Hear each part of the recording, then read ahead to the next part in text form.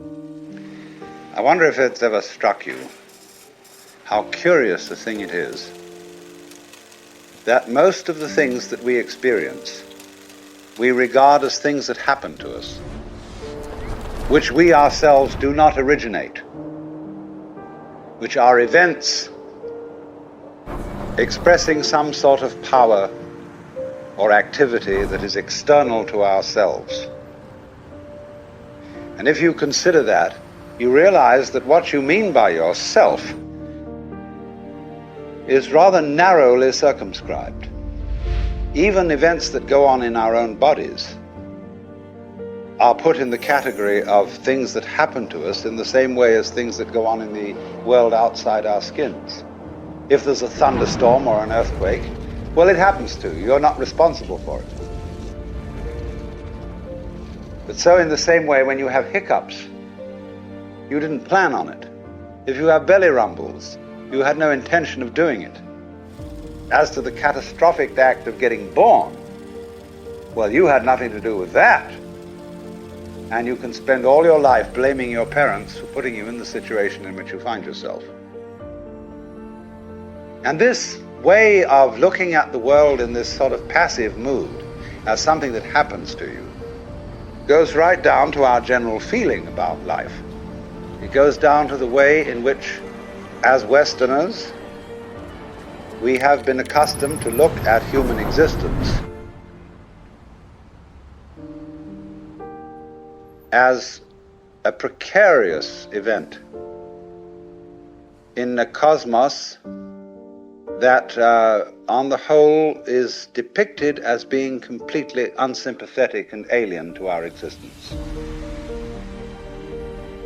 In other words, if you're reared with a 20th century, or shall we say an early 20th century common sense, which is based on the philosophy of science of the 19th century, with its rejection of Christianity and Judaism, you regard yourself as an accident, a biological accident, in a stupid universe, which is mechanical, but has no feelings, no finer feelings.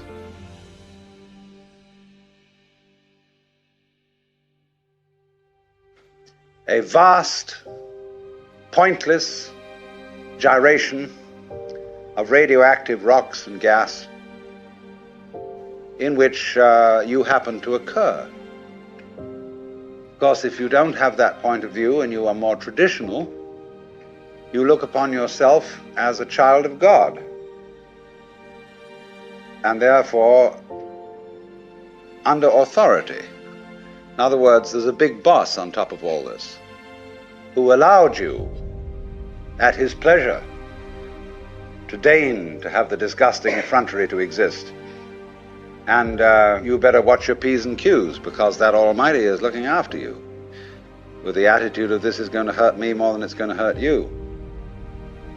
When you look at the world in that image, or in the other image that it's a stupid mechanism, either point of view you take, you don't really belong. You're not really part of all this. It is quite alien to Western thought to conceive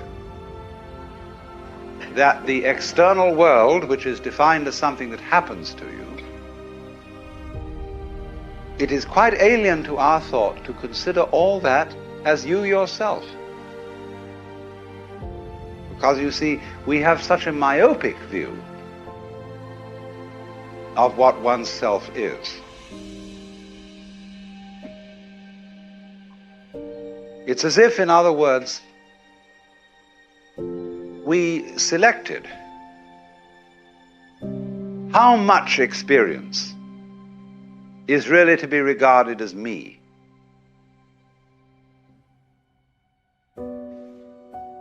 As if you focused your attention on certain restricted areas of the whole panorama of things that you experience, and say, I will take sides with that much of it.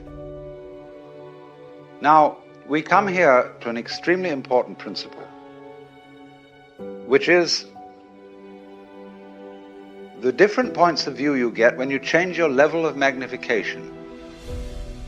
That is to say, you can look at something with a microscope and see it a certain way. You can look at it with the naked eye and see it in a certain way. You look at it with a telescope and you see it in another way. Now, which level of magnification is the correct one? Well, obviously, they're all correct. But they're just different points of view. You can, for example, look at a newspaper photograph under a magnifying glass, and where with the naked eye you will see a human face, with the magnifying glass you will just see a profusion of dots, rather meaninglessly scattered. But as you stand away from that connection of dots, which all seem to be separate and apart from each other, they suddenly arrange themselves into a pattern. And you see that these individual dots add up to some kind of sense. Now you'll see at once from this illustration that maybe you may add up to some kind of sense that is not apparent to you in your ordinary consciousness.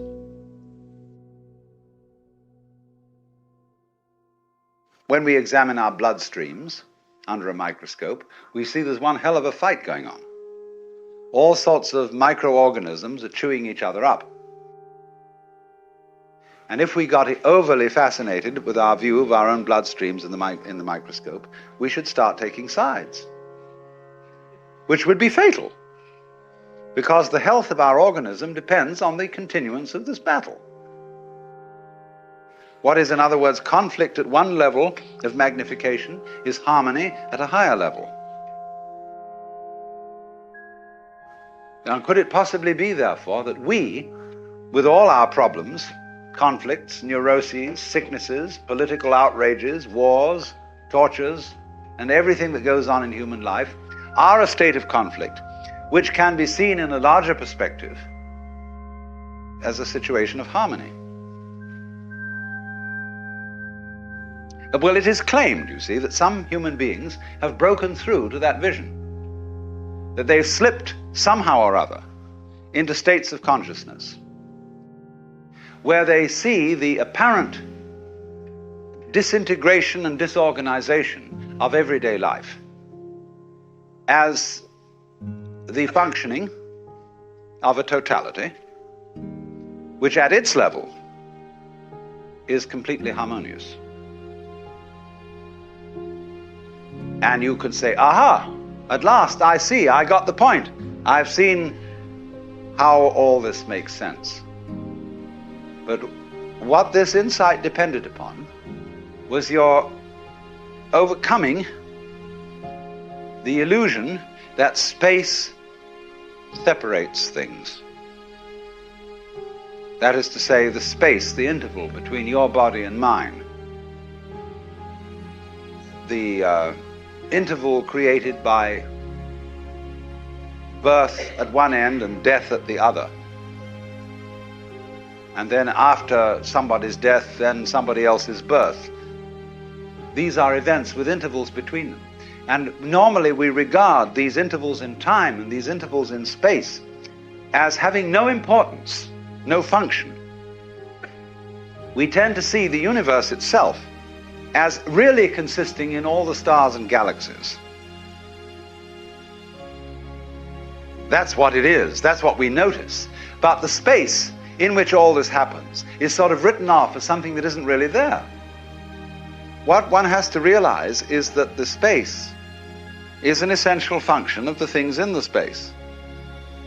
After all, you can't have separate stars unless there is a space around.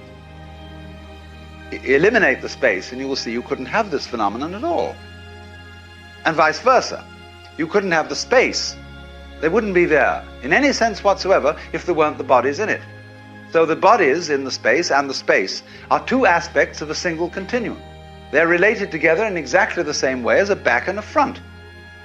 And you just don't get one without the other. So the moment you see that intervals, that space is connective, you can understand at once how you are not just to be exclusively defined as a flash of consciousness that occurs between two eternal darknesses. And that just what you have to realize is that life is a pattern of immense complexity, of the energy of the whole universe.